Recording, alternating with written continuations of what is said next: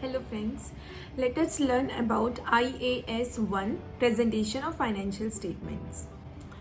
Objective of IAS 1, the objective is to ensure comparability. दो चीज़ें हमको कंपेयर करना होता है, एक तो खुद का ही financial statement from the previous year and other entities.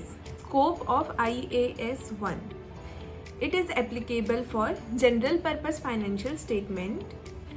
इसमें 4 पॉइंट है. First is all profit related entities.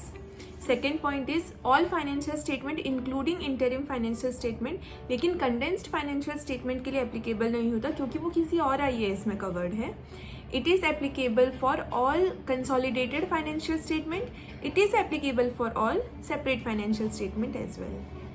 Now let us learn about necessary components of financial statements. Financial statements किसको किसको बोला जाएगा.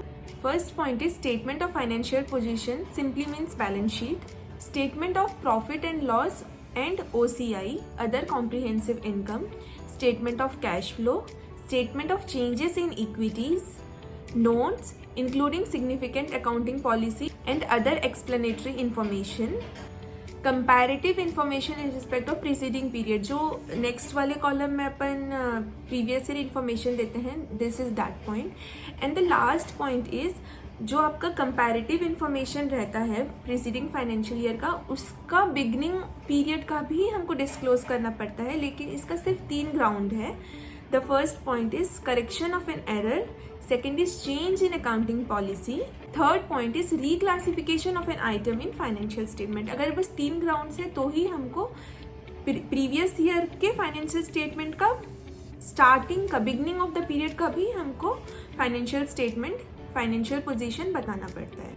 Now next thing is financial statement. How can we identify financial statement from other information. बहुत simple है. Normally जो financial statement में अपन disclose करते हैं, so there are few points in this. Name of the entity, period covered by the financial statement, title whether it is consolidated financial statement or separate financial statement, presentation currency and level of rounding off.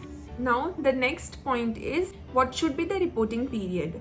तो reporting period should be at least annually, लेकिन वो shorter भी हो सकता है, longer भी हो सकता है. अगर शॉर्टर और लॉन्गर है तो हमको 2 चीज़ इसमें डिस्क्लोज करना होता है. रीज़न फॉर सच शॉर्टर और longer period and fact that this is not comparable. क्योंकि अगर वो 12 मंथ से कम है या फिर ज़्यादा है और जो कंपेरेबल पीरियड है उसका तो 12 मंथ्स होगा, तो this is obviously not comparable. So we have to disclose this fact.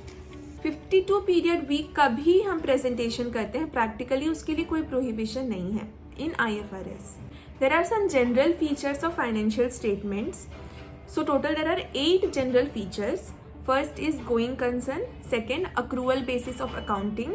Third, materiality and aggregation. Fourth, offsetting. Fifth, consistency. Sixth, comparative information. Seventh, compliance with all IFRS. And 8th point is fair presentation. अब ये जितने भी points हैं इसके बारे में थोड़ा details let's understand. So let us first discuss about accrual basis of accounting.